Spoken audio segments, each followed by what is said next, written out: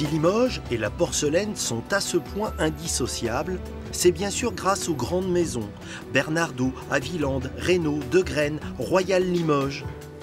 Plus de 70% de la production de porcelaine est encore exportée.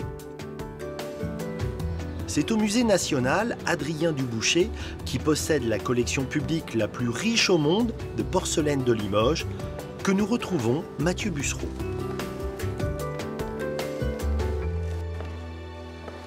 Toi qui es créateur et aussi professeur, Mathieu, qu'est-ce que tu ressens lorsque tu rentres dans cette salle dédiée à la porcelaine de Limoges?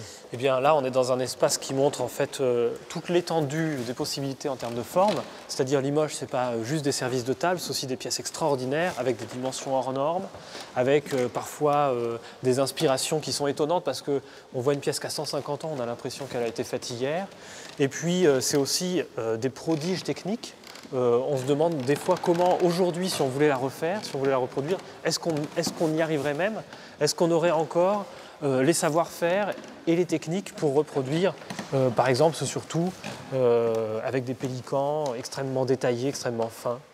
Tu le disais, ce n'est pas que des services de table, là aussi, la pureté qui est mise au service de ces visages.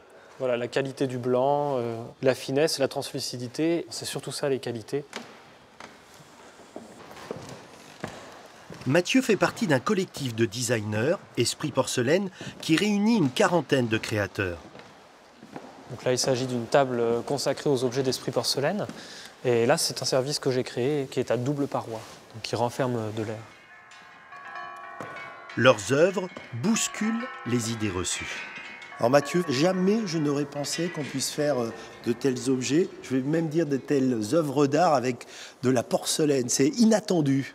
Alors par exemple, ça c'est du papier froissé, travaillé sur des structures de fil de fer qui nous permettent en fait ensuite de les mouler, d'obtenir un moule et de produire des pièces en porcelaine d'une grande finesse, d'une grande translucidité.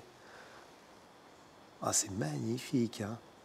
Ah ouais, alors là en transparence, on l'a vraiment bien. En tout cas, c'est loin de l'image un peu désuète parfois de la porcelaine de grand-mère. Hein. Oui, oui. Là, l'objectif, c'est vraiment de réinventer des nouveaux répertoires de formes avec des techniques complètement différentes. Par exemple, celui-ci, il est intéressant aussi au niveau du procédé qui est modulaire. Donc en fait, chaque anneau a été fabriqué et cuit indépendamment. Et puis on en assemble autant qu'on veut jusqu'à obtenir la hauteur voulue. Tu as une pensée parfois sur les origines de la porcelaine à Limoges, ce savoir-faire à la française qui aujourd'hui vous faites bouger, quoi. Bien sûr que je pense au savoir-faire, bien sûr que je pense à tout ce que j'ai appris des anciens, de ceux qui sont pour certains à la retraite, qui m'ont transmis leur passion, leur savoir, et puis à nous d'en faire de même pour que ça perdure.